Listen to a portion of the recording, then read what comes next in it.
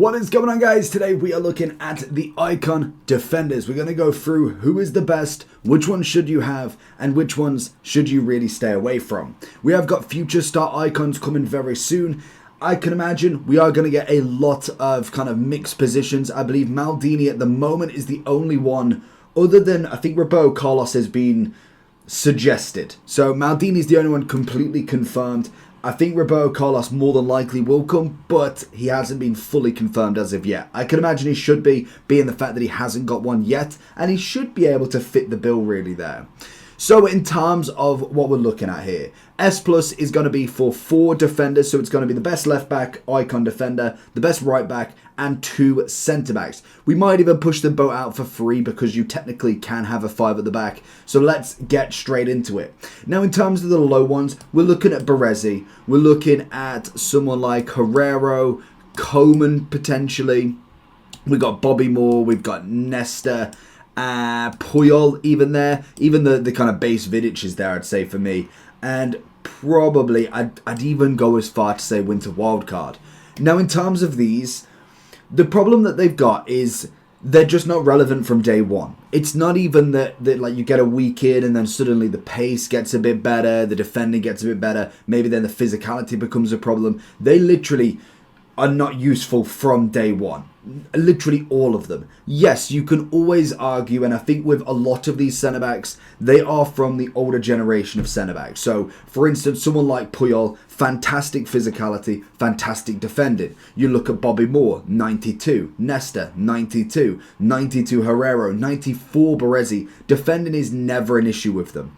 It solely comes down to the pace. Hence why, when we got our first... I think it was one of our first upgraded centre-backs in Bobby Moore World Cup. That was, I'd like to say a revelation, but I mean, as in it was just an extra card. It's hard to like it split the market down the middle. But it was nice to see that a card that literally had a base, mid, prime that is useless could actually be semi-usable.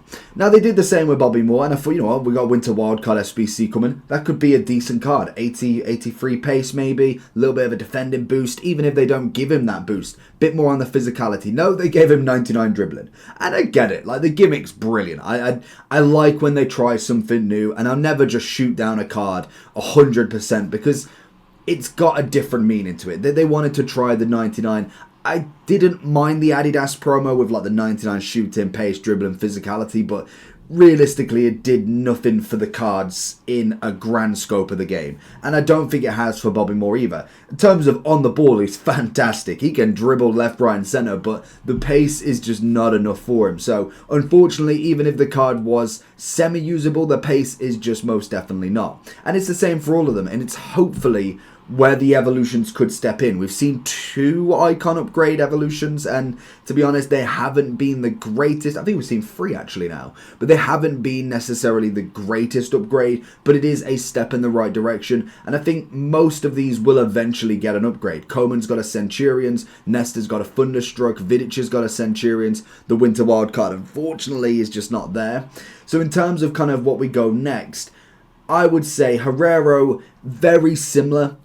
We've obviously got the 99 defending, and it's why I'd go one higher, because 99 defending is very good. Like, that is an extreme stat. So I'd at least go one above there. 74 pace, it is very similar to Moore, but it would be the same if, for instance, he had the 99 on the dribbling rather than that defending. I'd give him the same absolute blast, but I do like that card in some aspects. Same with Coman, to be honest. He's, for me, not even a centre-back. He's more of a CDM, if anything. I like him kind of pushing forward. 87 shooting on a centre-back should not be allowed to be a centre-back. So I like pushing him into the middle at the minimum. But to be fair, he's got a little bit more pace. You add the shadow to him. He's got at least, 85 pace. It will do for now. Definitely in like probably a month, that is going to be absolutely on the floor. We then move in to some of the better ones. I think if I was going to pick the left back, right back, I think the easiest ones, Carfu 92 is going to be the number 1 shout. I don't think there's really many that come close to him, to be honest. Zambrotta needs an upgrade anyway. Zanetti, I prefer him kind of that CDM. Lahm's got a shot, to be honest. He's got the double play style plus, but again, better as a CDM, but if I was looking at him at right back, he'd probably be second or third. And then I think that's all the right backs, Rio and Laudrup. Laudrup isn't actually that bad, to be fair to him. I will give him that, but again, Carfu. It's Carfu. And then in terms of left back, it's always going to be Roberto Carlos for me. I think that most definitely is the shout. The thing with Maldini, what they could do, I know that the secondary position more than likely be centre back, but because it is a future star, I could see them giving him like a 91 left back card, maybe increasing the pace, the dribbling, the passing, but maybe lowering the defending physical, just as like it's almost like a base card to start with. They could potentially do that, and that would be the same for Ronaldinho, which I'm hoping I'm not putting into existence, because I don't particularly want a Ronaldinho that's going to be lower than the base already. Might be more packable, but it's not the way I want to go with it. And in terms of centre-backs, we've obviously got to go with the 93 Maldini. I think if I'm going for the second one, we would choose... If your team's looking like this, then I have the place for you. Head over to U7Buy for all your coin needs. They're cheap, fast, and reliable, but make sure to use JT11 at the checkout for 6% off all of your coin orders. I'm thinking Carlos Alberto as a centre-back. I think that's got to be the move there. In terms of what we've got in front of us, that definitely is. I'm not just going to choose all Maldinis. Maldinis are obviously going to be all top of the top, but as long as we got one in, that's fine. But the third centre-back, and arguably the best icon centre-back, has got to be Rio Ferdinand. That card is stupid. It is so good, it's unbelievable. It's just monstrously priced. It's very good with the double playstyle plus. He is definitely one to watch. A great Team of the Year icon. Now, if we try and filter everybody else out, Carfu naturally would go there. I think if then I'm looking... Roy Keane is a left back, I'm going to say no. Centre mid, definitely not terrible. But if we're looking at defenders, I don't think he's quite there. Zanetti, I'd go one down. I'd probably go one up for his right back 90. Ashley Cole,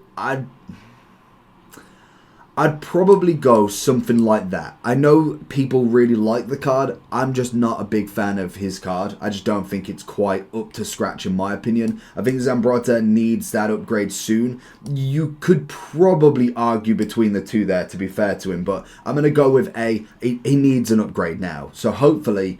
I don't know if he was ever a future star in terms of that, but it could be. I feel like that again could be a star there going on. Zlam, I'm gonna follow Zanetti's footsteps there. Rio's second card, I think, is definitely a top baller. Same as Sol Campbell. I think Sol Campbell is absolutely brilliant. Cannavaro, I'd probably stick into more of an A+. Blanc, I'd say the same as well, to be fair to him. I think he's now running his course. The SBC was brilliant. It came out. It was very much like how we always used to get the icon swaps Rio in the mid or base, I think it was we got.